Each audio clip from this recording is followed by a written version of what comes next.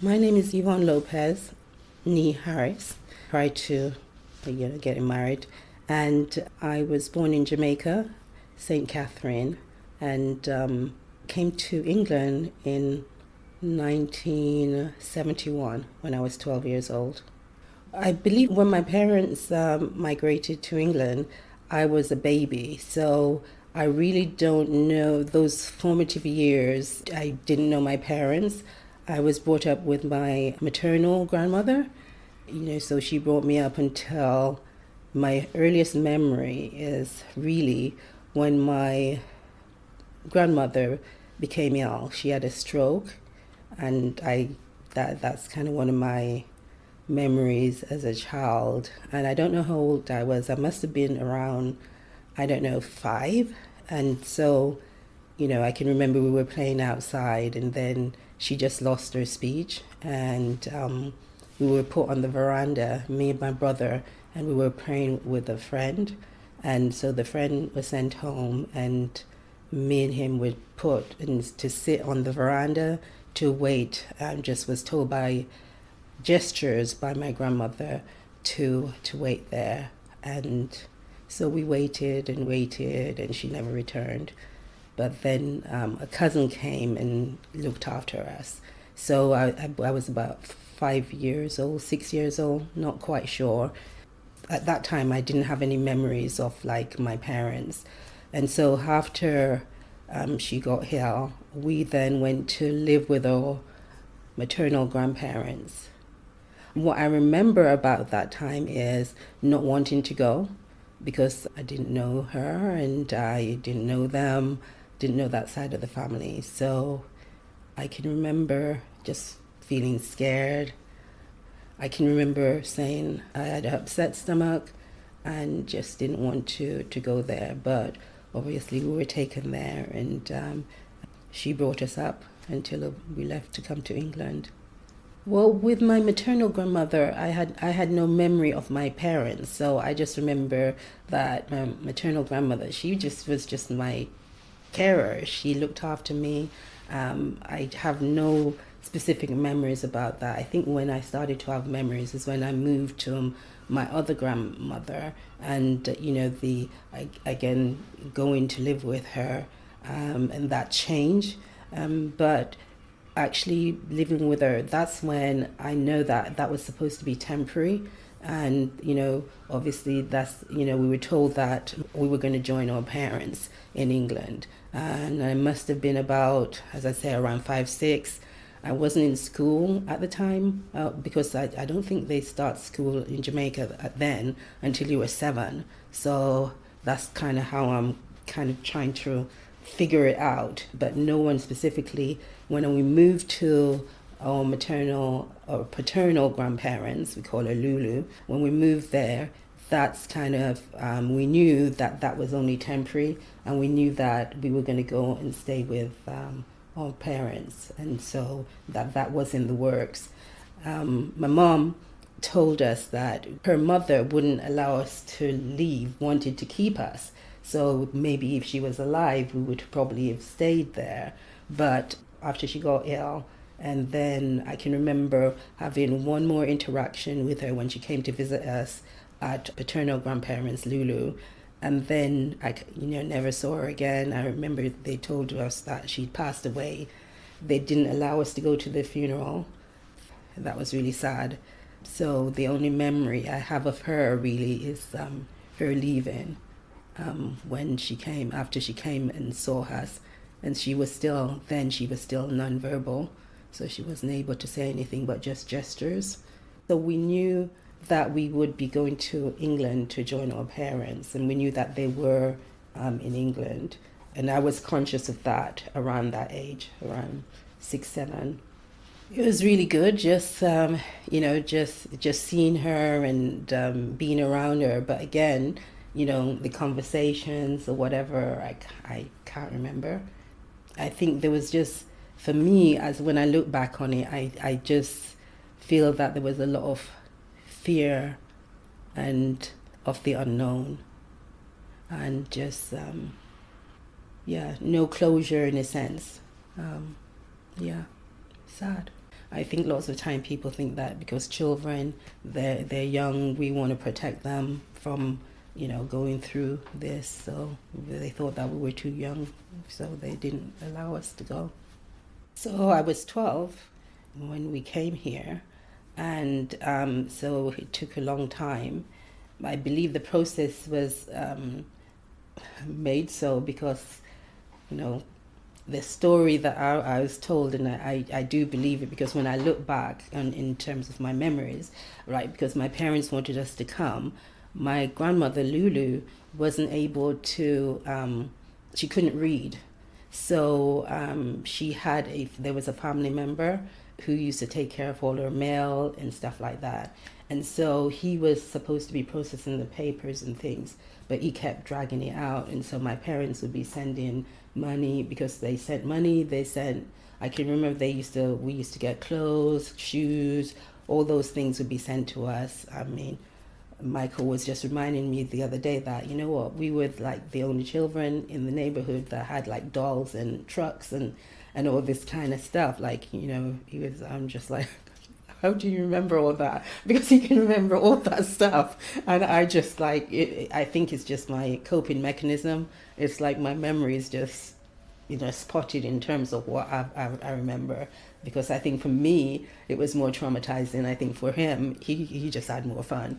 Anyways, so between living with my paternal grandmother, obviously until I was 12, around 12 years old, and I think it was really to do with the time frame. If it wasn't then, it would never be. So I think that's what kind of stepped the process up for them to actually do all the paperwork. And for me, how I was feeling was mixed emotions.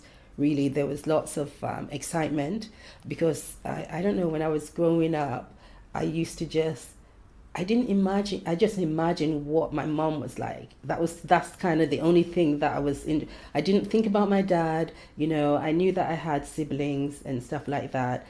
But my main focus was like on my mom. Like, what's my mom like? Am I going to like her? Is she going to like me? Am I going to like them? Are they going to like me, when I come? But so I was excited, and then I was sad because I was leaving Lulu, and she was great. She looked after us. She didn't have to. She took us in and she cared for us really well. Yeah, so it was like mixed excitement as well as sadness, And up till this day, I don't say goodbye. I can't. I just say see you later. I just can't do goodbyes. Most of the children in the neighborhood when we moved, they were young. I was the youngest, so they were older than me. So I was kind of always, a lot of times I was on my own, and like Lulu didn't allow me to do like some of the things, like, because lots of people, they talk about they had to fetch water and they had to do this and that, and Lulu didn't allow me to do that. So I didn't have to do that, to her detriment. I don't know. So basically I can remember like the kids would be going to the sandpipe to get water. I could see they were having fun, and I would ask Lulu, can I go? And she'd be like, no. So, I used to watch them from a distance. Occasionally she would allow me to go, and I'd go and play with them, and everybody was like nice and friendly. So that was kind of because we lived in the country. And when I started school, what used to happen is that at school break I used to go to Spanish Town to stay with my aunt Enid. So when I was with my aunt Enid, because she lived in a complex where there were other families and their children, I used to have more kids to play with than during the holidays. So yes, so we used to have fun, and we used to get in trouble, because I can remember when I was staying with Aunt Enid, because she used to work, but she would give me money so that I could have lunch. And we actually, a group of us kids, decided that we'd go to the market and that we would go buy crabs, right, and cook crabs. So we went and we bought crabs and we cooked it and ate and all this kind of stuff. But somebody saw and knew what we did and told my auntie. She was not very pleased because she was concerned that she's like, you don't even know how to cook, you don't know how to do it properly, and crabs, if you could kill yourself, you could die, so I got consequences for that. And my consequence, which was like torture, I had to sit on the veranda while everybody else was outside playing.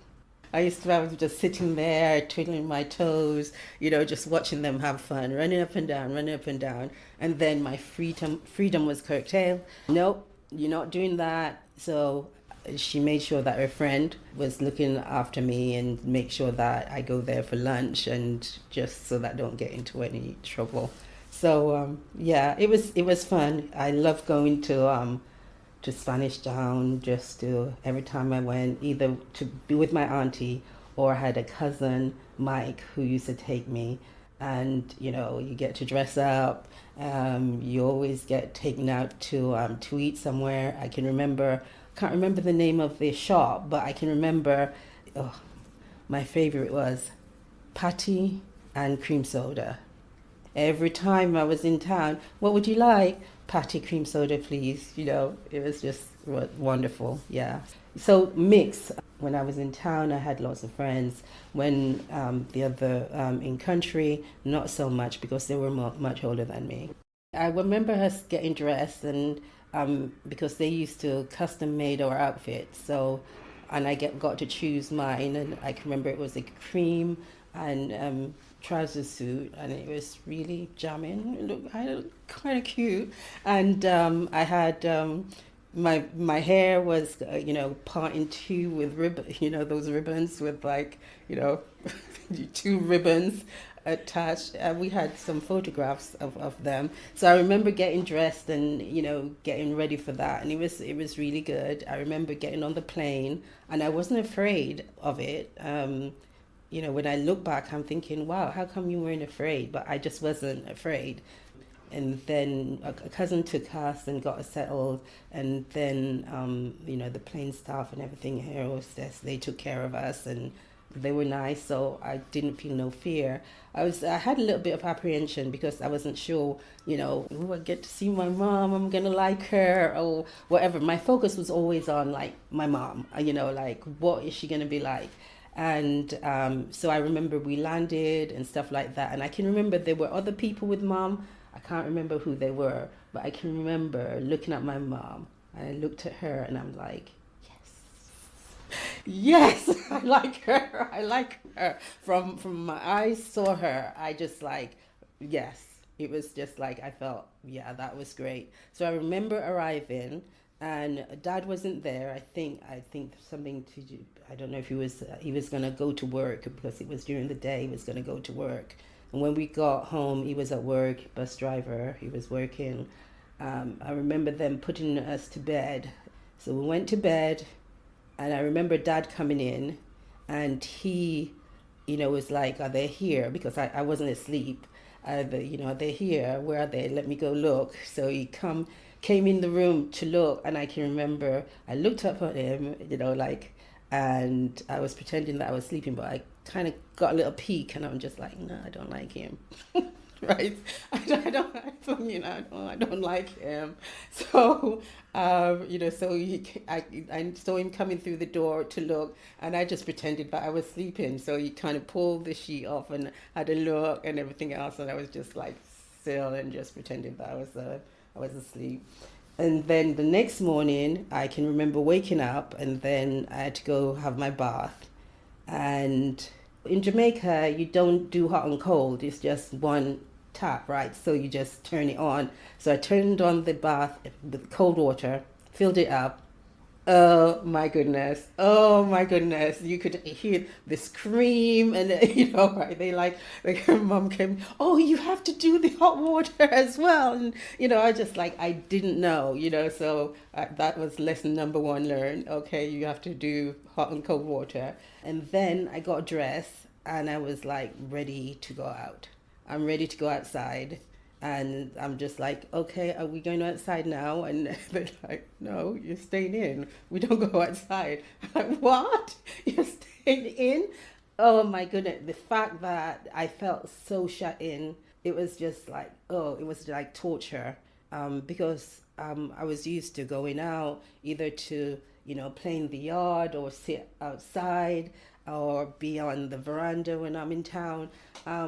It was just like horrible. It was grey, it was dull, lots of chimney smoke. And we had a neighbor, because we lived in a flat at that time, we had a neighbor who was, she was Scottish, and she was mom's friend. And she was talking to me, and I was like, I don't know what you were saying.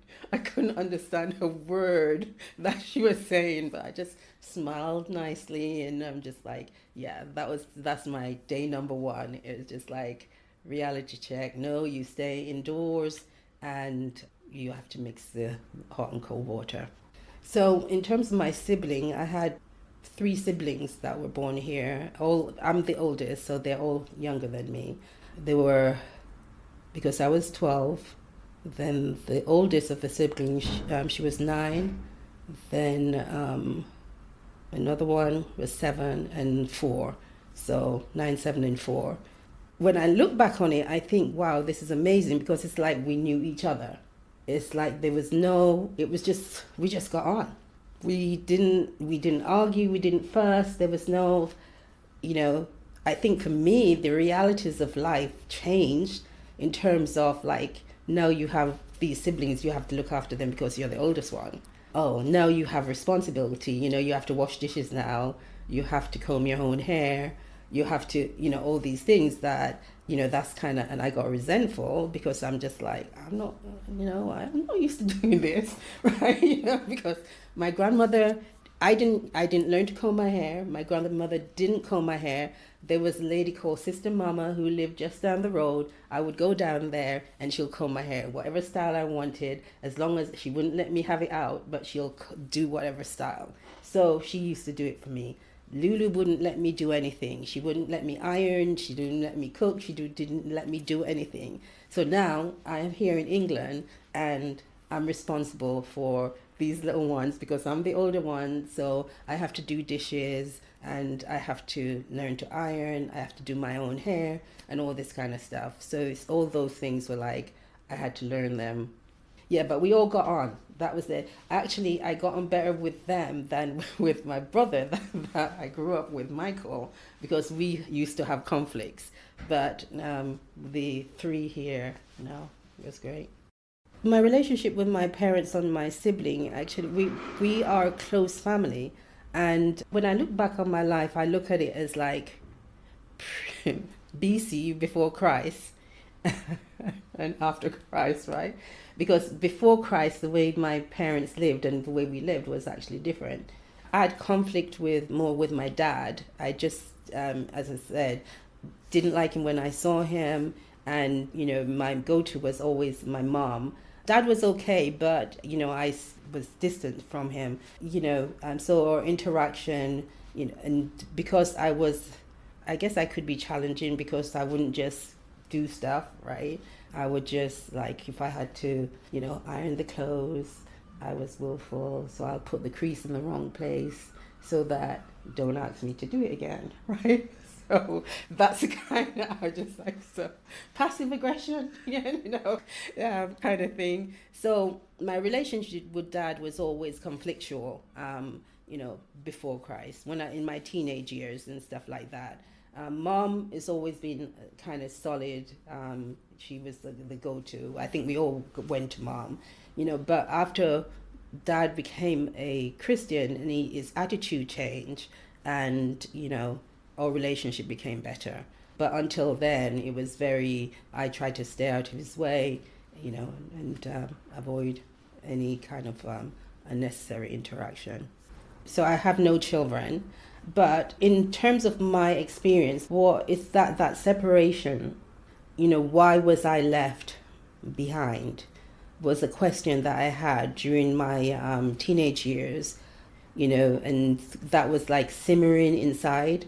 And I can remember actually, I must have been in my 20s, early 20s, when I actually asked my mom, because I kind of was attaching different meanings, to it. Like, why was Michael and I left behind?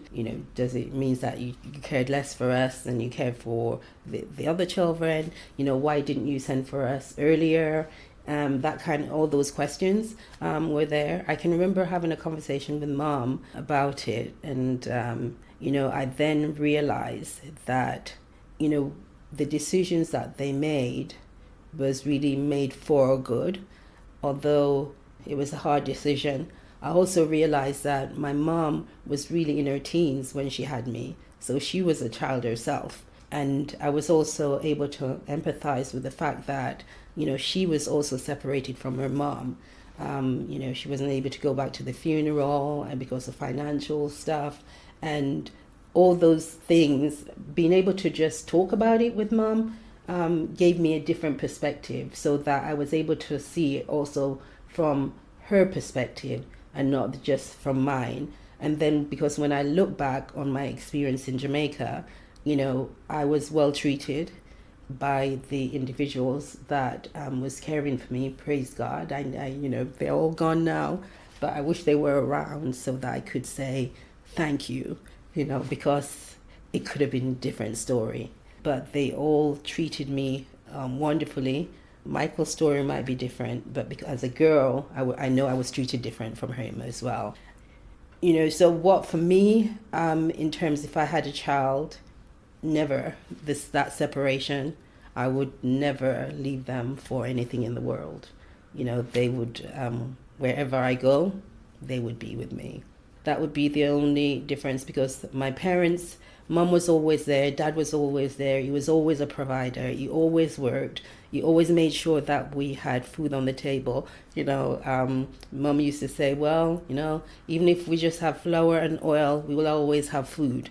So no matter how little, they were there. They provided for us. Mom used to make our clothes from scratch. I remember the three of us, the three girls. Mom used to dress us.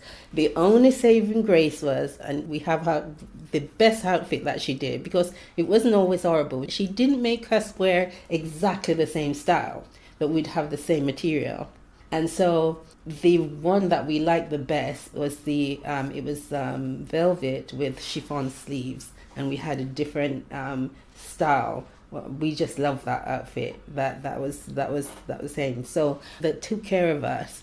And, they encourage us to get educated, to be serious in school, to achieve to our potential. So, all those I would take back. My mom was very patient with us, even when she became a Christian and we weren't Christian and we were going out partying. She was never the person to chastise you in any way. I mean, I remember getting dressed and going to Mom and saying, oh, Mom, can you put a little bit of powder on my back, with the ultra back all out.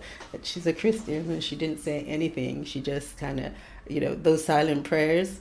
So I hope I would have learned from that not to be too critical, not to be too judgmental, and to pray a lot and allow the person, my child, to just grow and to change and come to the realization with just being there and being present in their life. So, yeah, I think that's what I would do.